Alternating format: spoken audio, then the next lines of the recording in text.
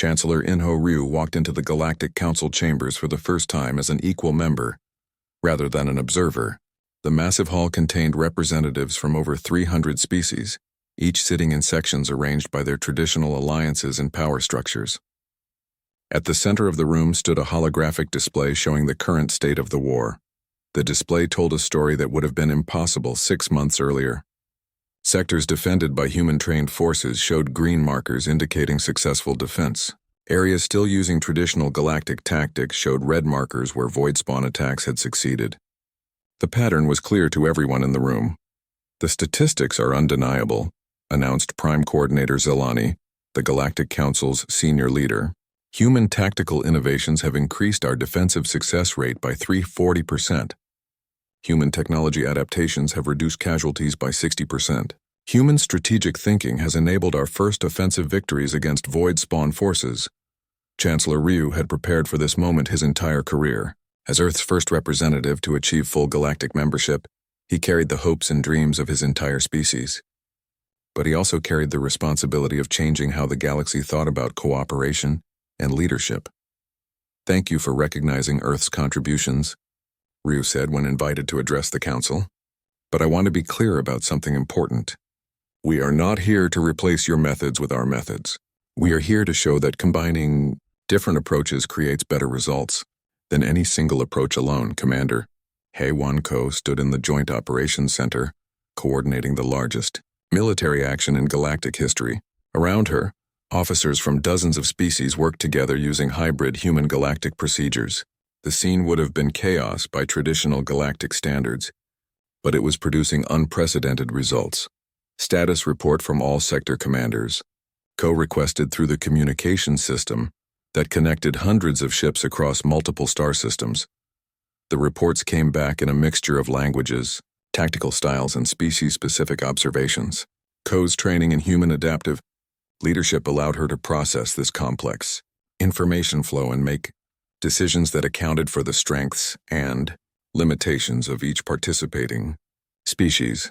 Talarian forces report successful interdimensional pursuit using human phase tracking technology, came one update. Corvani engineers have successfully modified their planetary shields using adaptive frequency algorithms, came another. Human pilots have taught Vorthan squadrons how to fight in non-linear formations with 80% improved effectiveness. Each success story represented a breakthrough that combined galactic resources with human innovation. But more importantly, they showed that different species could learn from each other when they abandoned the idea that their own methods were automatically superior. Dr. Ji-hoon Lim made the discovery that changed everything. During a routine analysis of captured void spawn technology, he had been studying enemy equipment using builder analytical techniques when he found something that made him call an emergency meeting with all senior commanders. "The void spawn are not invaders," Dr. Lim announced to the shocked assembly. "They're escaped experiments. According to this data, they were created by an ancient galactic civilization as weapons for fighting wars between dimensions." The room fell silent as the implications became clear. The greatest threat the galaxy had ever faced was actually their own fault, the result of ancestors who had tried to create the ultimate weapon and lost control of it.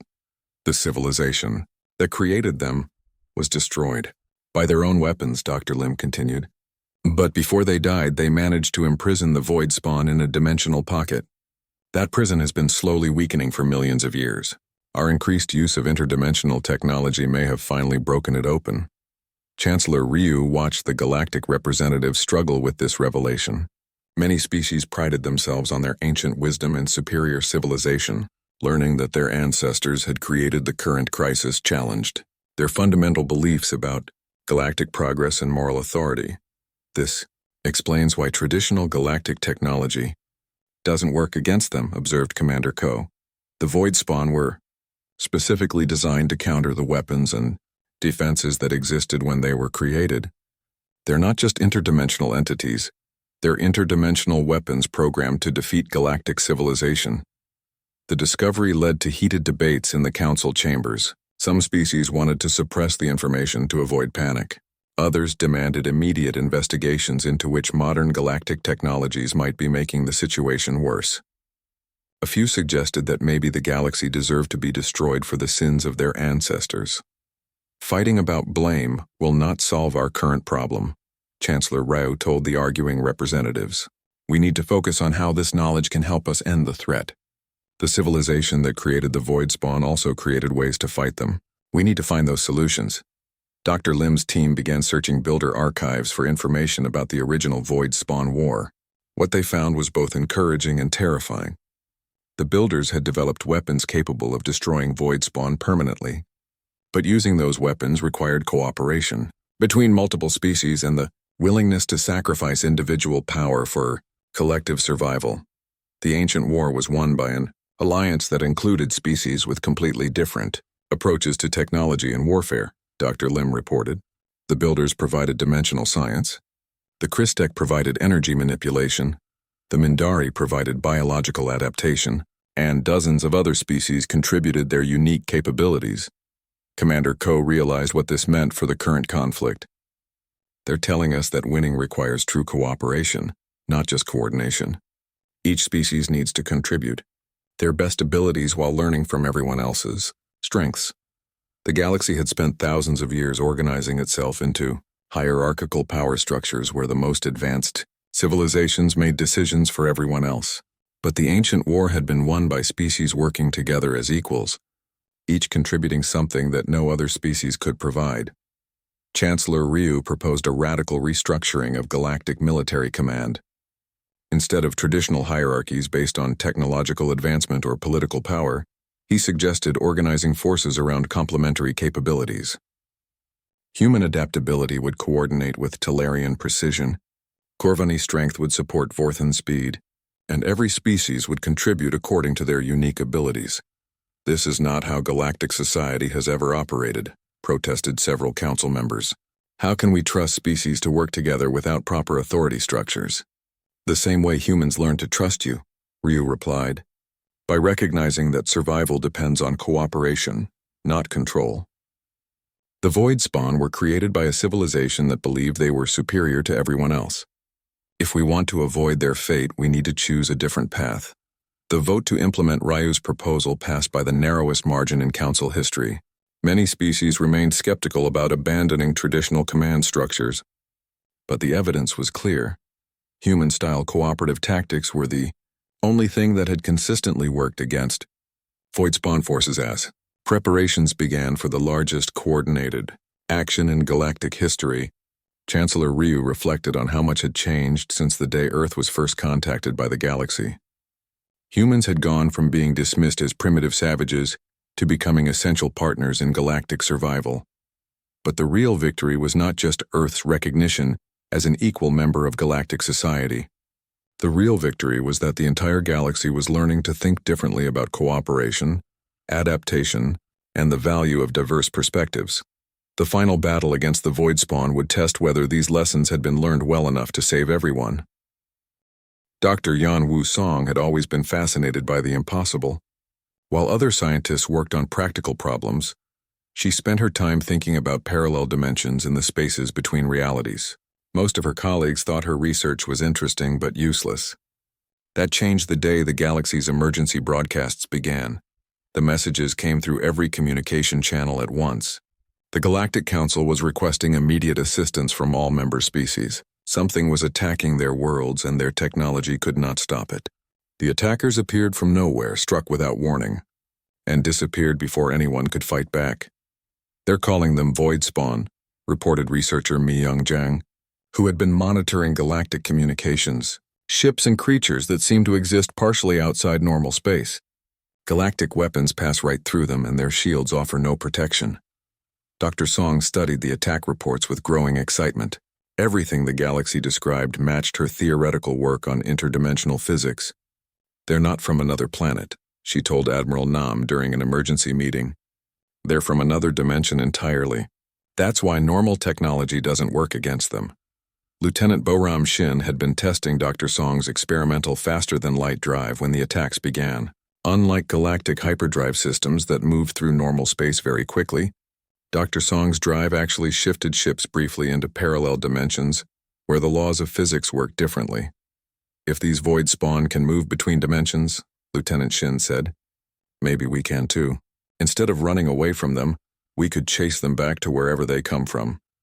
The galaxy's response to the crisis was exactly what humans had come to expect.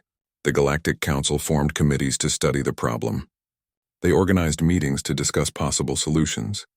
They created research groups to examine the attacks, but they did not actually try anything new or different. They're approaching this like every other problem they've faced, observed Ambassador Lee. They're trying to use existing technology in new ways instead of creating entirely new technology. Engineer Kang had been working with Dr. Song to understand builder technology that dealt with dimensional travel. The ancient machines included warnings about entities from the void and instructions for creating barriers between dimensions. The builders had faced this exact threat millions of years ago. The galaxy never found these specific builder sites because they couldn't understand the technology involved, Kang explained. But our adaptive systems can learn from builder machines. We know how to build dimensional barriers. Dr. Song worked day and night to create the first human interdimensional shield. Her design combined builder principles with human adaptive technology and her own theories about parallel space. The result was a barrier that could stop void spawn attacks by blocking their ability to phase between dimensions. Meanwhile, the galaxy suffered its worst losses in 1,000 years. Entire space stations disappeared without trace. Colony worlds went silent overnight. The Galactic Council's best scientists admitted they had no idea how to fight an enemy that could ignore all their weapons and defenses. That's when researcher Zhang made contact with a desperate galactic commander whose fleet was under attack. We have a possible solution to the void spawn problem, she transmitted. Earth has developed technology that might be able to help. The alien commander's response was exactly what they expected. Earth, the primitive world in Sector 7G, how could your species possibly understand threats that our greatest minds cannot solve? Because we think differently than you do, Zhang replied calmly. Will you let us try to save your ships, or would you prefer to be destroyed by your own pride? Faced with certain death, the alien commander agreed to test human technology. Dr. Song transmitted the shield specifications, and Lieutenant Shin flew her experimental ship to the battle zone. When the next wave of void spawn attacked, the human shields held perfectly while galactic defenses failed completely. The surviving alien ships could not believe what they had witnessed. For the first time in weeks, someone had successfully stopped a void spawn assault. The primitive humans had solved a problem that the galaxy's most advanced civilizations could not even understand. Word spread quickly through galactic communication networks. The species that everyone had dismissed as too chaotic and violent had created technology that worked against an interdimensional threat. Emergency requests for help began arriving from every corner of the galaxy. Dr. Song found herself giving lectures to alien scientists who had previously considered humans barely intelligent. The key is not to fight the void spawn in normal space, she explained. You have to understand that they exist in multiple dimensions at once. You need technology that can work across dimensional boundaries. Lieutenant Shin became the galaxy's first interdimensional pilot, teaching alien crews how to use human faster-than-light technology to chase void spawn back to their home dimension. Her techniques required improvisation and creative thinking that most galactic pilots had never learned. Your technology is more flexible than ours, admitted one alien engineer after watching Shin's ship adapt its shields during combat. Our systems do exactly what we program them to do. Yours seem to learn and change based on what they encounter. Engineer Kang began sharing builder technology discoveries with galactic scientists, but only after they acknowledged that human adaptive thinking had been necessary to unlock the ancient secrets. The builders faced this same threat, he explained. They left tools behind, but you needed a different perspective to understand how to use them. The Galactic Council found itself in an uncomfortable position. Their entire authority was based on their superior technology and ancient wisdom. But the newest and most primitive species in the galaxy had just saved them from their greatest crisis in millennia. Ambassador Lee received an official message requesting Earth's immediate assistance in coordinating galactic defense efforts. The same council that had placed humans in probationary observer status was now asking for their help as equals. They still don't want to admit they were wrong about us, Lee told his staff. They're calling it a special consultation arrangement instead of recognizing Earth as a full member species. Dr. Park had been analyzing galactic responses to the crisis and found something troubling. "They're not just asking for our technology," she reported. "They want us to solve their problems for them while they keep making the same mistakes. They still think their way of doing things is fundamentally correct." Admiral Nam studied the latest battle reports and realized that the void spawn attacks were becoming more organized and dangerous. "This isn't over," she warned. "The enemy is learning from their defeats and adapting their strategies. The galaxy needs to change how they think about warfare, not just borrow our weapons." The revelation that humans could solve impossible galactic problems had shifted the balance of power in ways no one expected.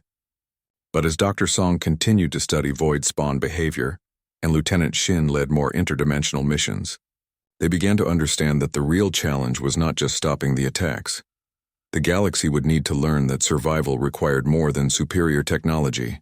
It required the willingness to think differently, adapt quickly, and work together in ways that their rigid civilization had forgotten how to do. And humans, the chaotic species that everyone had underestimated, were about to become their teachers. Captain So-Young Choi received her orders on a cold morning in Seoul. Earth's Space Command wanted her to lead the first human exploration beyond the solar system. They had built new ships using improved human technology, staying just within the rules the Galactic Council had given them. "Remember, Captain," Admiral Hyejin Nam told her during the final briefing, "you cannot go to any inhabited systems. You cannot make contact with alien species, but you can explore empty space and abandoned areas. Find out what's really out there." Choi nodded. She had trained her whole life for missions like this. Her crew of 30 included the best pilots, scientists, and engineers Earth could provide.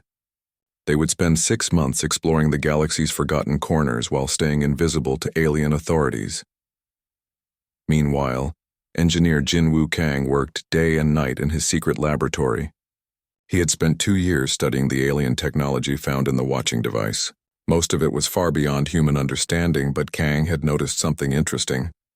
The aliens built everything to last forever and work perfectly, but they never tried to make things better or different. "Their technology is amazing," Kang told Dr. Park during one of their secret meetings, "but it's also boring. They found one way to do everything, and they never changed it. Look at this power source. It's incredibly efficient, but the design is exactly the same as power sources in their oldest files. They stopped trying to improve it thousands of years ago." Dr. Park studied Kang's notes. "They achieved perfection and stopped growing." "Exactly," Kang said. "But humans never stop trying to make things better. We always ask, what if we tried this differently? They don't seem to ask that question anymore." Kang had used this insight to create new human technology that worked differently than alien designs. His power sources were smaller and more flexible. His computers could adapt to new situations instead of following fixed programs. His engines could change their operation based on what they encountered. When Captain Choi's ship launched, it carried Kang's improved technology. The ship could travel faster than any previous human vessel and could change its systems during flight. Most importantly, it could hide from alien sensors by using energy patterns the galaxy had never seen before. 3 weeks into their mission, Choi's team made their first major discovery. They found an ancient space station orbiting a dead star. The station was clearly alien-built, but it looked nothing like the technology in the watching device. It was much older and seemed to have been abandoned for thousands of years. "The galactic databases we accessed show this system as empty," reported her science officer. "But this station is enormous. How did they miss it?" Choi ordered her team to explore carefully. Inside the station, they found rooms full of strange machines and walls covered with symbols. Everything was perfectly preserved in the cold vacuum of space. Using translation programs based on Dr. Park's work, they slowly began to understand what they had found. The station belonged to a species called the Builders who had lived in the galaxy millions of years ago. The Builders had created amazing technology and then mysteriously disappeared. The current galactic civilizations had found some builder ruins before, but they could never understand how the ancient machines worked. "Captain," called Engineer Kang over the radio from Earth, "try connecting one of my adaptive computers to their systems. Maybe our technology can talk to theirs."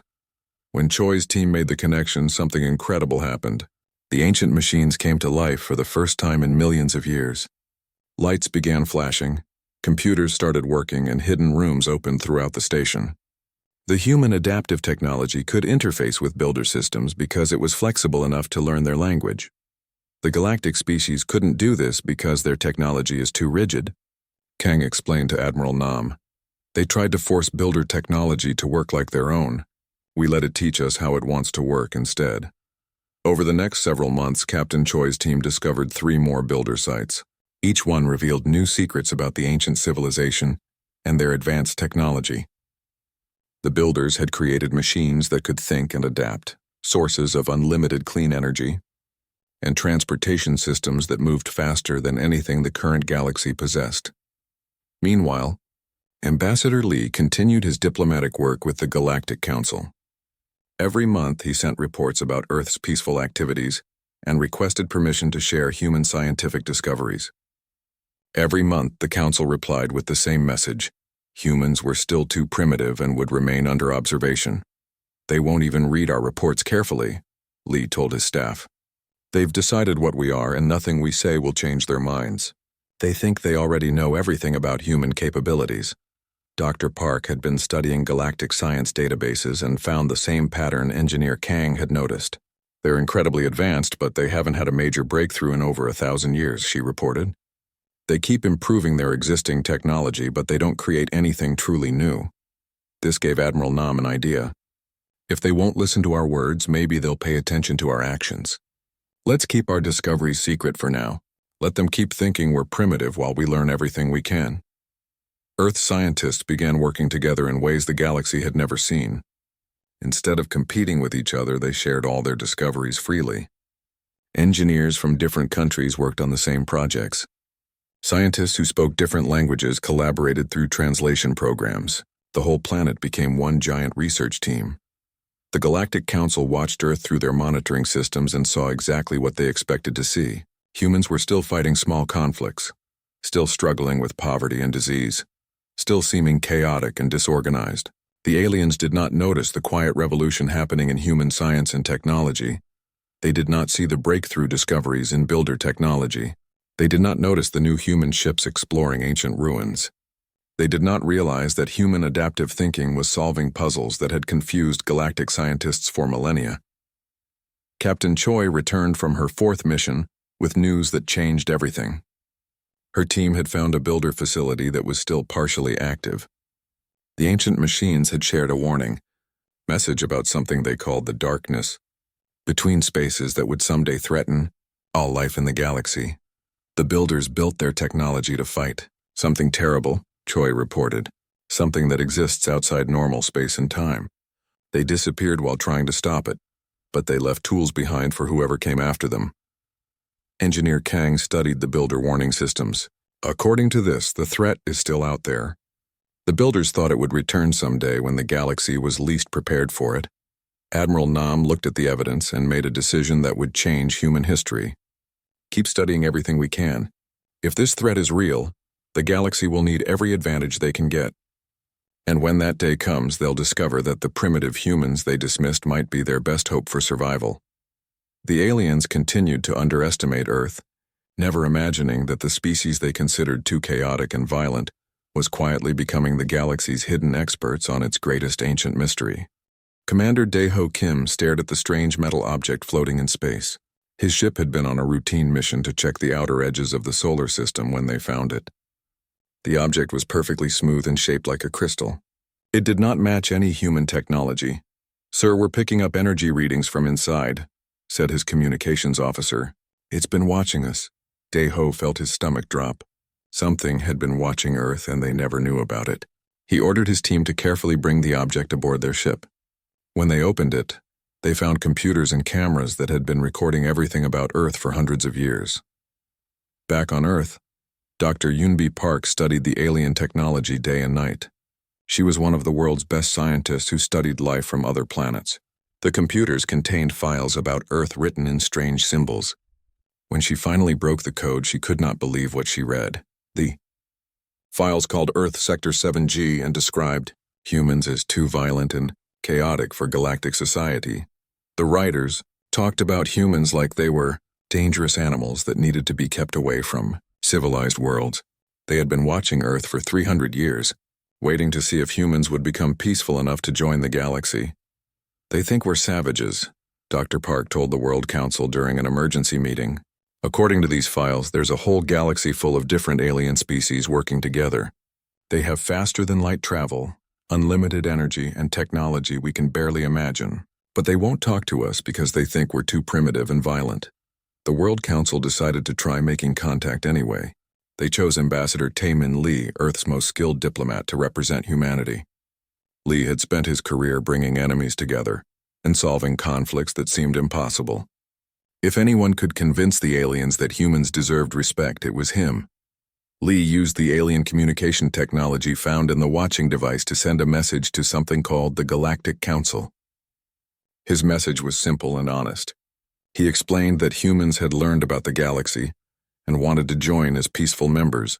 He promised that Earth would follow galactic laws and work together with other species. The reply came 3 days later. It was not what anyone expected.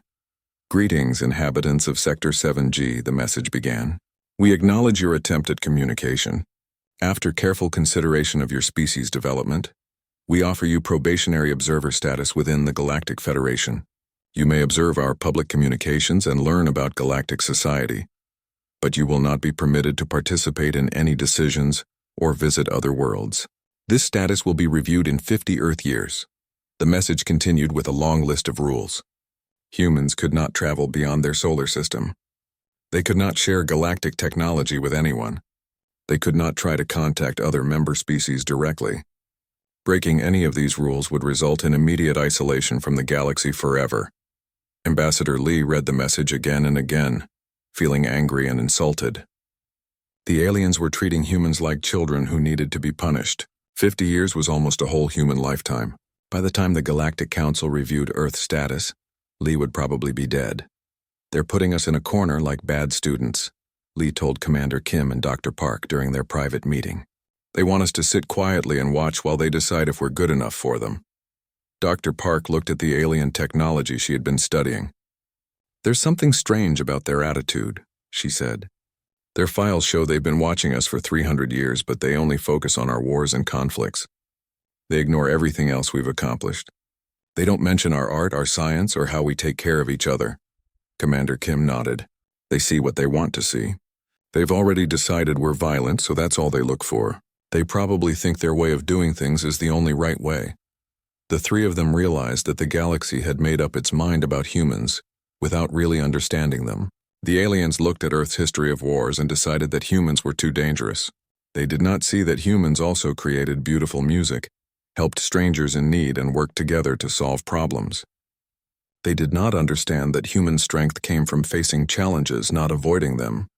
"What do we do now?" asked Dr. Park. Ambassador Lee stood up and walked to the window. He could see the stars that he now knew were full of life and civilization. "We prove them wrong," he said, "but we do it quietly. If they want to underestimate us, let them. We'll show them what humans are really capable of." Commander Kim smiled. "You want us to exceed their expectations?" "Exactly," Lee replied. "They think we're too primitive to understand their technology. They think we're too violent to be trusted with advanced knowledge. They think we're too chaotic to contribute anything useful to galactic society. Let's see how right they are." Dr. Park began making plans to secretly study every piece of alien technology they could find. Commander Kim organized teams to explore space beyond Earth using human technology, staying just within the rules the aliens had given them. Ambassador Lee started learning everything he could about galactic law and politics, looking for ways to change Earth's status without breaking the aliens' rules. The three of them knew that proving Earth's worth would take time and careful planning. The galaxy had spent 300 years watching humans and deciding they were not good enough. It would take something extraordinary to change their minds, but humans had always been good at doing extraordinary things when others said it was impossible. They had climbed the highest mountains, crossed the deepest oceans, and reached for the stars when everyone said they would fail. Now they faced their biggest challenge yet, earning respect from a galaxy that had already decided they did not deserve it. As Commander Kim prepared for his next mission into deep space, Dr. Park continued studying alien science, and Ambassador Lee planned Earth's diplomatic future None of them knew that they were about to discover just how wrong the galaxy was about human potential. The aliens thought they knew everything about humans from watching Earth for 300 years. They were about to learn that watching and understanding were two very different things. General Donghyun Yu stood in the command center watching dozens of screens showing battles across the galaxy. Each screen displayed the same pattern: alien fleets following their traditional combat procedures while void spawn entities tore through their formations like they were not even there. They keep making the same mistakes, Yu told his staff officers. They treat every battle like a mathematical equation. Ship A fires weapon B at target C, and the result should be D. But the void spawn don't follow their equations. The Galactic Council had finally agreed to let humans participate in joint military operations after losing 30 more colonies in 2 weeks. But they insisted that alien commanders remain in charge, while humans served as technical advisors. General Yu found this arrangement both frustrating and amusing. Scientist Yu Jin Quan worked in a laboratory that was part human, part alien. The galaxy had provided their most advanced equipment, while Earth contributed adaptive thinking and builder technology insights. The combination was producing extraordinary results. Look at this, Quan showed Admiral Nam her latest creation. Galactic energy weapons are incredibly powerful, but they only work one way. I've modified them to change frequency and targeting method during combat. Now they can adapt when they encounter something unexpected. Her hybrid weapons combined galactic power with human flexibility. When Void Spawn tried to phase out of normal space to avoid damage, the weapons automatically shifted to interdimensional targeting. When the enemies adapted their defenses, the weapons learned new attack patterns. The first test of human galactic cooperation came when a major Void Spawn force attacked the Corvani homeworld. The Corvani were one of the galaxy's oldest and most respected species, known for their military excellence and strategic thinking. Their defeat would signal that nowhere in the galaxy was safe. Pilot Sun Ho Bei led a squadron of mixed human and alien ships into the battle zone. His pilots included species from 12 different worlds, each trained in their own traditional combat methods. Bringing them together required skills that no military academy in the galaxy taught. Forget everything you learned about formation flying, Bei told his diverse squadron during their briefing. Void Spawn move in ways your instructors never imagined. Stay flexible, watch each other's backs, and be ready to try something completely new every few minutes. The alien pilots were uncomfortable with Bei's approach. They had trained for years to follow precise procedures and maintain perfect formations. Human-style improvisation seemed chaotic and dangerous to them. How can we coordinate our attacks if everyone is doing something different? Asked Commander Vex, a Talarian pilot with 50 years of experience. By talking to each other constantly and adapting to what works, Bei replied. Watch what I do, copy what succeeds, and change what fails. Think of it as a conversation instead of a program. When the battle began, the difference between human and galactic approaches became immediately clear. Alien defense fleets formed their traditional battle lines and opened fire with coordinated volleys. The Void Spawn simply phased through their formations and attacked from unexpected angles. But Bei's mixed squadron fought like a living organism. When Void Spawn appeared behind them, pilots immediately warned each other and shifted positions. When traditional weapons failed, they switched to hybrid technology. When their enemies adapted to one strategy, the squadron smoothly changed to another approach. This is impossible, transmitted Commander Vex during the heat of battle. We're fighting 12 different engagements at once, and somehow we're winning all of them. That's because you stopped thinking like a machine and started thinking like a hunter, Bei replied as he chased a Void Spawn through a dimensional rift. Machines follow programs. Hunters adapt to their prey. General Yu watched the battle from the command center and saw something that amazed him. For the first time since the Void Spawn attacks began, galactic forces were not just holding their ground, they were pushing the enemy back. The hybrid human-alien tactics were actually working. Scientist Quan's adaptive weapons proved crucial during the climax of the battle. When the largest Void Spawn entity began draining energy from Corvani defense platforms, her hybrid systems automatically reconfigured themselves to reverse the energy flow. Instead of being weakened by the attack, the platforms became stronger. How did you know that would work?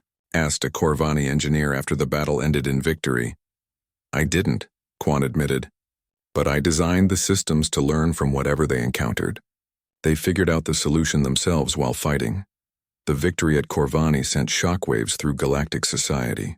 For the first time in 1,000 years, a major battle had been won through innovation, instead of superior numbers or firepower. The primitive humans had not just provided better technology, they had taught the galaxy a completely new way to fight. Ambassador.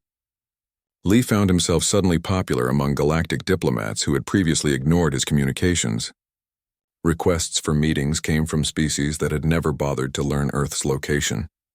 Everyone wanted to understand how humans thought about problems differently. They're finally realizing that there might be value in different perspectives, Lee told Admiral Nam during their weekly strategy meeting. But they still want us to solve their problems without changing how they approach things themselves. The real test came when General Yu was invited to address the Galactic Military Council.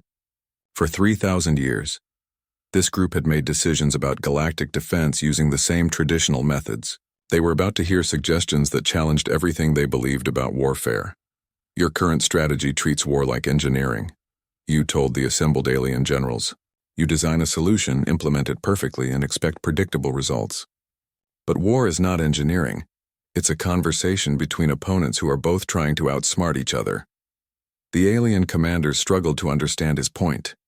They had built their entire military philosophy around the idea that superior technology and perfect execution would always defeat inferior opponents. The Void Spawn are not inferior opponents, Yu continued. They're different opponents. They don't follow your rules because they don't come from your reality. Fighting them requires constant adaptation, creative thinking, and the willingness to try things that have never been done before. Pilot Bay demonstrated human tactical thinking by running simulation exercises with alien crews. Within hours, pilots who had spent decades following rigid procedures were improvising solutions to problems they had never encountered before. It's like learning a new language, explained Commander Vex after successfully completing his first adaptive combat simulation.